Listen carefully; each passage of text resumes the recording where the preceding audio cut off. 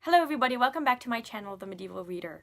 All over BookTube, people have been reading one-star reviews of their favorite books. So I thought I would do that today. I chose one-star reviews that I thought were well-written, with criticisms that I've seen elsewhere. I do know that my three favorite books of all time are quite controversial. People tend to either love them or to strongly dislike them. My favorite book of all time is The Little Prince by Antoine de Saint-Exupéry. My second favorite book of all time is Moby-Dick by Herman Melville. And my third favorite book of all time is Gulliver's Travels by Jonathan Swift.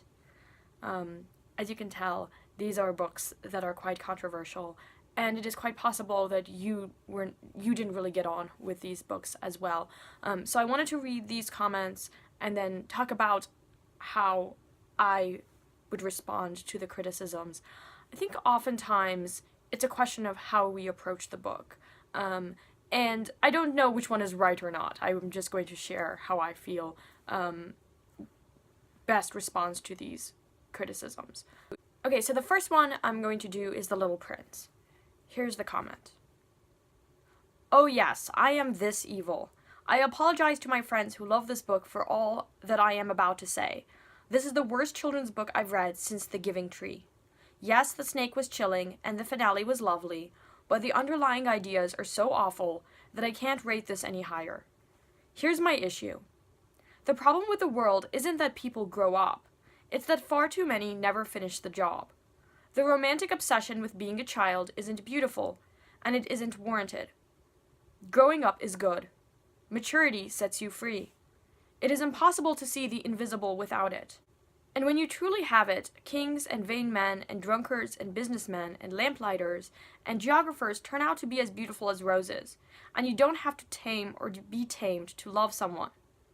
It also really does not help matters that the rose is the only female voice, conforming to almost every stereotype of the feminine I can think of off the top of my head, or that the hero blithely continues on, inflicting pain on those around him, and this figures as wisdom.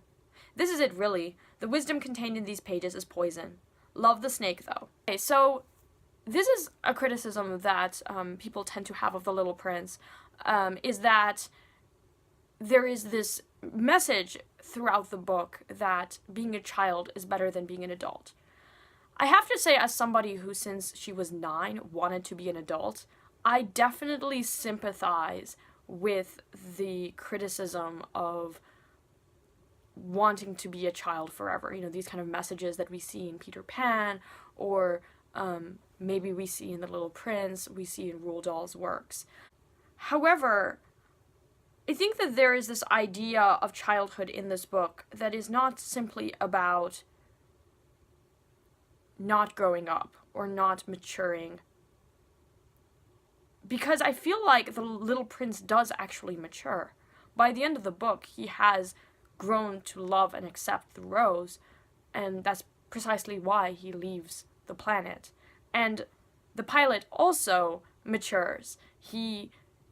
His mind is expanded beyond his own selfish interests. And I think it's these selfish interests that Antoine de Saint-Exupéry associates with adulthood. I think that the idea of childhood that the author has in mind, or the narrator, who's the pilot, Antoine de Saint-Exupéry, by the way, was a pilot. But I think that the idea of childhood that the author / narrator has in mind is that children are more open to new ideas, and children are constantly just fascinated with the world and willing to learn about different things, and they're not just concerned with advancement and success in the way that adults are. I think that's really the idea of childhood that this book is promoting. And so that's why I've always been able to accept this book. I certainly loved it as a child because I was like, yes, we children are better than adults. But now, as someone who certainly doesn't want to be thought of as a child, I think about this book more as a criticism of the drive to succeed, this single-minded approach to the world, just being concerned with numbers and wealth and power. It is this embracing of imagination and seeing the world as this playground where we're trying new things, we're discovering new people, that's what leads to maturity. It's what leads to the pilot really able to see the world in new ways by the end of the book, and the little prince to accept his rose. So I guess it would all depend on how we define childhood and adulthood. As for the rose being this tired stereotype of women, yeah, I mean, I definitely think that that's a fair criticism, because the rose is the only female character in the book, and she is vain and self-serving. It does help, though, that the little prince comes to accept the rose by the end of the book, which is the reason why he chooses to go back to his planet. And the snake is wonderful. Okay, on to the second book, Gulliver's Travels. Once again, the comment here is quite typical. I remember I went to the library and was gushing about this book. I don't know, I was probably 15 or 16 years old, and the librarian was like, I don't really like it. He's such a misanthrope. He's such a pessimist. He hates humanity. And this is what this comment says as well. Alright. What's that? A bitter social commentary, thinly veiled by an outlandishly stupefying travelogue? Genius. You've done it again, Swift. Apparently this book was lost on me. In the beginning, the stories were so crushingly pointless that I could barely keep reading. How many ridiculously named lands of oddly sized people can we possibly visit? Keep reading to find out. I never thought I'd say this, but the Gulliver cartoon movie that my father had on Betamax when I was 5 was a wild improvement over its source material. Once he finds his misanthropic commentary groove later in the book, the whole thing takes on such a repetitively preachy tone that it was all I could do to finish. When he's not using both sides of his mouth to describe 1700s European society, he's busy recounting his excremental fantasies in painful detail. Another odious disbursement was relieved. Truly fascinating. Maybe next I'll watch paint dry. Oh, and the horse people that Gulliver loves and admires so much. They breed the inferior gray horses as slaves and have every other species in utter bondage. From what I could tell, Swift thinks they're great because they don't know how to lie and they don't have lawyers. Do I detect some past bitterness, perhaps? Okay, so I made a blog post, I think a couple of years ago, responding to the criticism that Gulliver's Travels is misanthropic, particularly in the last land, the Wynnum land. Okay, so let's start with the first criticism. The first criticism is that it seems quite ridiculous that all of these lands are being visited. Well, this is a satire, and this is in the tradition of travel satires, beginning with Lucian, I believe it was Lucian, and moving into, well, we have Gulliver's Travels, we have Candide by Voltaire, we have Niels Klim's Underground Journey by Ludwig Holberg, we have Journey to the Moon, I think it's called, by Cyrano de Bergerac. So you have these travel narratives that are thinly veiled satires. So that's the purpose of all of these outlandish lands. Gulliver is encountering all of these different creatures. So the first group of people that Gulliver visits are the Lilliputians, who are very, very tiny. And so in comparison, he's giant.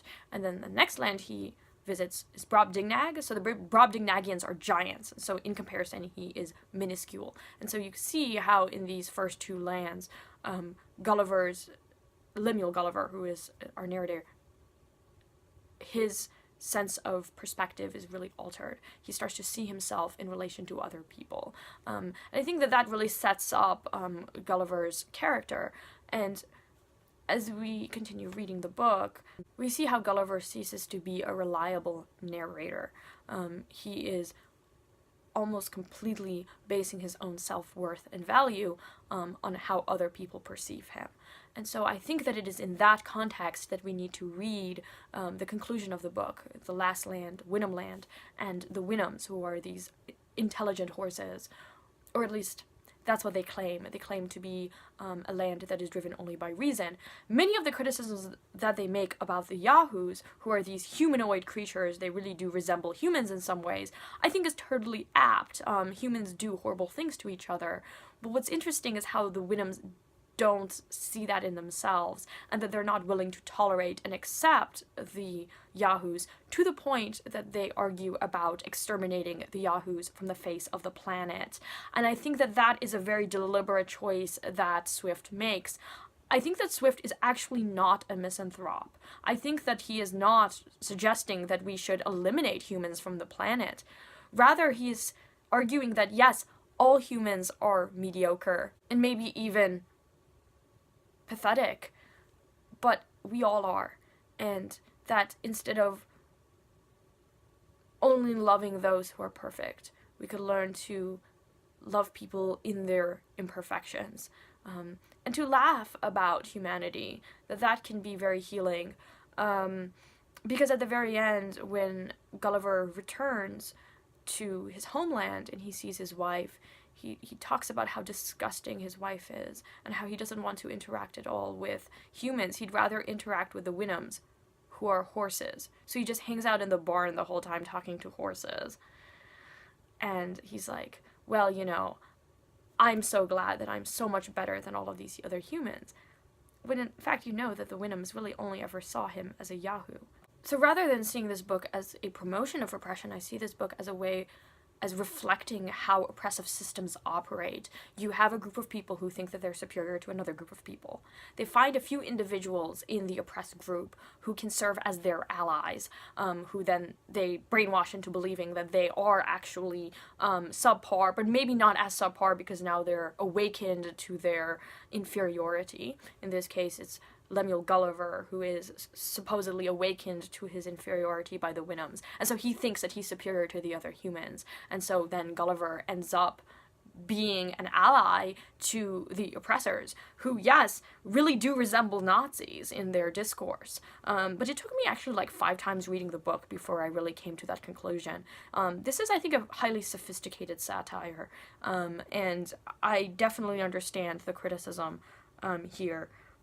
As for the excremental fantasies, that was totally typical of the humor of the pre- and early modern period. There is this obsession with the body as a site of filth.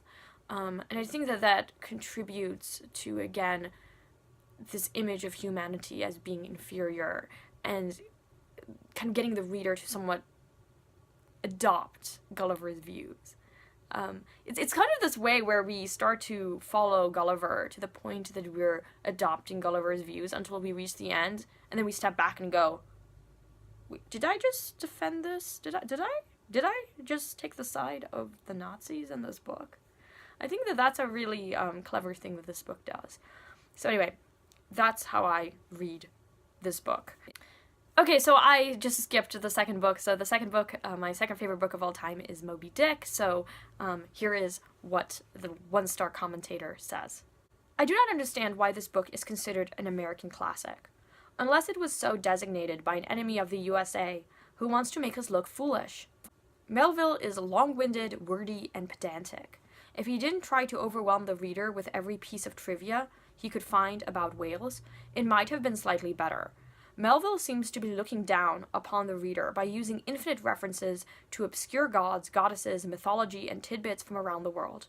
The conversations or soliloquies were completely unnatural. Would you calmly deliver a 5-minute speech to yourself if your ship were sinking? Not only did Ahab do this, so did Starbuck and Stubbs.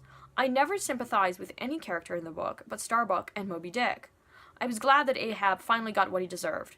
It's too bad that Moby-Dick had to suffer in the process. I do not recommend this book, unless as a jailhouse torture. I think that that is the most common criticism of Moby-Dick, that it is very, very long, that it's very tedious, that all the chapters about cetology, which is the study of whales, is just a waste of time. Maybe it's weird, but I actually loved the cetology chapters the most. And I guess that's because I read the cetology chapters as commentaries on human nature. It's important to note that the cetology chapters are not very accurate when it comes to the science. That even for the period in which Melville was writing, the 19th century, there was a lot more known about whales that would have challenged what he tells us about whale biology. So I don't think that those passages are supposed to be read entirely from a scientific perspective, although I did love that Ishmael is a nerd. There's one scene where he sees this whale that is washed up ashore, and he talks about taking its measurements and then tattooing it on his arm. And then he has another space on his arm. There's like another patch of skin on his arm that he wants to tattoo a poem on that he loves. And I really love that, because as someone who is a nerd, I found that very relatable. But I did feel like ultimately that this book was about humanity, and particularly about Ahab and his own insecurities and the dark side of humanity. I loved Starbuck. I thought, just like this commentator, I thought the Starbuck was a very righteous individual and very much sympathized with him. At the beginning of the book, there is this minister, he's some sort of a revivalist minister, who gives this sermon in a church in Nantucket, right at the shore. And he delivers this sermon on Jonah and the whale to a congregation that's predominantly made up of widows whose husbands had died at sea. And so he presents Jonah as being a harpooner on a whaling ship, and makes it really personal. And it is from then on that I start to think about how Moby-Dick is more than simply a story about whales, but it's a story about humans and humans' relationship with nature and humans' relationship with other humans, and how humans can resemble animals and how animals can resemble humans. So I saw this as a more metaphorical, at least the Untitled Chapters is more metaphorical than others might read it. I did find the whaling material really interesting, to the point that I actually read 2 books about Nantucket and whaling by Nathaniel Philbrick. And I do want to read the journal of Pillock Folger, who was, like Ishmael, a sailor on one of these whaling ships, and he writes about philosophy, theology, all kinds of really intellectual things, all the while working on this whaling ship. As for how whaling is presented, is it glorified? Yeah, I think that Ishmael definitely has a glorified view of whaling. The book kind of presents a different image. I think we do sympathize quite a bit with Moby-Dick. Whaling was a huge industry in Nantucket, and there is definitely, I think it's definitely necessary to tell this history. But yeah, we definitely bring to this book a perspective that I don't know what Melville's was, but probably Melville was more fascinated than we are with whaling. But I think ultimately that this book read to me as just this real exploration of human nature, very much like The Little Prince and Gulliver's Travels. I think what these 3 books have in common for me is that they all 3 are travel narratives that deal with humanity. I have to say that these 3 comments that I just read are well thought out, and I sympathize with their criticisms. At times I agreed with them, but ultimately these still remain my favorite books of all time. Let me know if you've read any of these books, and thanks for watching. I will talk to you later. Bye now.